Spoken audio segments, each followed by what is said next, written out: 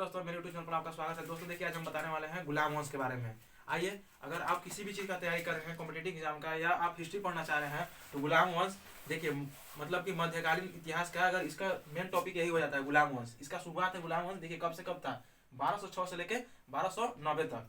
देखिए उसका संस्थापक कौन थे? कुतुबुद्दीन ऐबक। देखिए इसका नाम है गुलाम वंश, लेकिन संस्थापक थे कुतुबुद्दीन ऐबक। इसको क्यों कुतुबुद्दीन ऐबक, मतलब देखिए अगर अपना नाम पर क्यों नहीं रखे, इसका नाम गुलाम वंश क्यों हुआ? तो देखिए, जब भारत में मतलब कि पृथ्वीराज चौहान को किसने हराया था?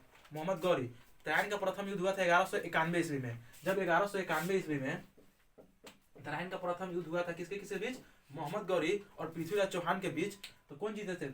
मोहम्मद गौरी जीत गए थे। और मोहम्मद गौरी का गुलाम था कुतुबुद्दीन ऐबक। इसीलिए उस जब देखिए, जो मोहम्मद गौरी थे वो कहाँ के रहने वाले थे? तुर्की के रहने वाले थे। और जब वो यहाँ जीत कर और यहाँ के मतलब कि राजा को हरा कर जब वापस लौट रहा था, तो अपना गुलाम को यानी कि सेनापति को यहाँ पर छोड़ के चला गया। उसका सेनापति कौन था? कुतुबुद्दीन ऐबक। अपना कुतुबुद्दीन ऐबक को वो छोड़कर चला गया और यह अपना उसके बाद यह अपना राजपाट चालू किया। इसीलिए गुलाम वंश का संस्थापक किसे माना जाता है? कुतुबुद्दीन ऐबक को माना जाता है। अब जानेंगे कि कुतुबुद्दीन ऐबक क्या क्या महत्वपूर्ण काम किया। जो गुलाम वंश का संस्थापक था ना, कौन था? कुतुबुद्दीन ऐबक। और वो महत्वपूर्ण काम क्या क्या किया? तो देखिए, पहला तो वो दिल्ली का सल्तनत का पहला शासक था। और इसकी राजधानी कहाँ थी? तो इसकी राजधानी लाहौर में थी। इसकी राजधानी कहाँ थी? लाहौर में। इसकी राजधानी कहाँ थी? लाहौर में, जो वर्तमान में भी कहाँ है? पाकिस्तान में है। अब देखिए, ये क्या किया था? कुतुब मीनार का निर्माण का नींव रखा था। कुतुब मीनार निर्माण का नींव रखा था। और दूसरा चीज, इसका मृत्यु कब हुआ था? पोलो खेलते समय इसका मृत्यु हो गया था। पोलो खेलते समय इसका मृत्यु हो गया था घोड़ा से गिरने के, जिसको भारत में चौगान खेल कहते हैं। तो क्वेश्चन पूछ सकता है कि किसका मृत्यु घोड़ा से गिरकर हुई थी पोलो खेलते समय? तो उसका मृत्यु किसका हुआ था? कुतुबुद्दीन ऐबक का। और भारत में पोलो को चौगान कहते हैं, याद रहे। देखिए, कुतुबुद्दीन ऐबक को लाख बक्स कहा जाता है। लाख बक्स। लाख बक्स क्यों कहा जाता है कुतुबुद्दीन ऐबक को?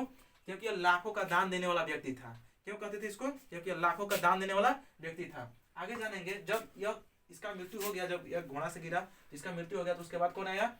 इल्तुतमिश। यानी कि देखिए 4 साल तक रहा। क्वेश्चन पूछ सकता है कि 4 साल तक, लगभग 4 साल तक कौन मतलब कि यहाँ का मालिक रहा या मतलब राज किया? तो कुतुबुद्दीन ऐबक। क्वेश्चन होगा इल्तुतमिश कब आया? 1211 से 1236 तक। ये क्या किया? देखिए, चालीसा प्रथा की शुरू की। क्वेश्चन पूछ सकता है कि चालीसा प्रथा की शुरुआत किसने की? तो इल्तुतमिश। उसके बाद फिर देखिए, दिल्ली का राजधानी कब मतलब राजधानी बनाया? देखिए, क्वेश्चन पूछ सकता है कि किस शासक ने अपना राजधानी लाहौर से दिल्ली स्थानांतरित किया, मतलब कि बदला? तो कौन किया? इल्तुतमिश किया था।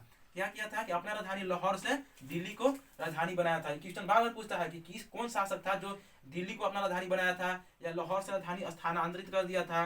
तो कौन था? इल्तुतमिश। अब देखिए, ये क्या किया था कि अरबी सिक्का, अरबी सोने का सिक्का, अरबी सोने का सिक्का के चालन किसने किया था? इल्तुतमिश। और देखिए, वास्तविक संस्थापक इसी को माना जाता है। तो इसके लिए कुछ महत्वपूर्ण थे, क्वेश्चन पूछ सकता है, तो याद रखेगा। चालीसा प्रथा की शुरुआत, दिल्ली को राजधानी बनाया, अरबी सिक्का के साथ मतलब अरबी सोने का सिक्का चलाया। वास्तविक संस्थापक किसे माना जाता है? इल्तुतमिश को। देखिए, कुतुबुद्दीन ऐबक को तो विरासत में मिला था। ये जीता कौन? मोहम्मद गौरी 1191 में। और वो फिर इसको देख के चला गया राजपाट कि आप यहाँ पर रहिए, लेकिन वास्तविक में इन आया। अब देखिए, उसकी जब इल्तुतमिश जब खत्म हो गया, यानी कि मतलब कि मर गया, तो उसका बेटी है रजिया सुल्तान। उसका बेटी कौन है? रजिया सुल्तान। 1236 से 1240 तक। यानी कि देखिए, रजिया सुल्तान के लिए क्या क्वेश्चन बनता है, तो याद रखिएगा, ये जो थी प्रथम एवं अंतिम महिला शासक थी। क्वेश्चन पूछता है कि दिल्ली सल्तनत का प्रथम एवं अंतिम महिला शासक कौन थी? अंतिम महिला मुस्लिम शासक भी पूछ सकता है, तो कौन थी? रजिया सुल्तान। इसका कार्यकाल कितना तक चला था? 1236 से 1240 तक, यानी कि अल्प समय के लिए था। क्वेश्चन पूछता है कि 4 वर्ष के लिए अल्प शासनकाल किसका था? तो रजिया सुल्तान का। तो देखिए, इस प्रकार से क्वेश्चन पूछ सकता है।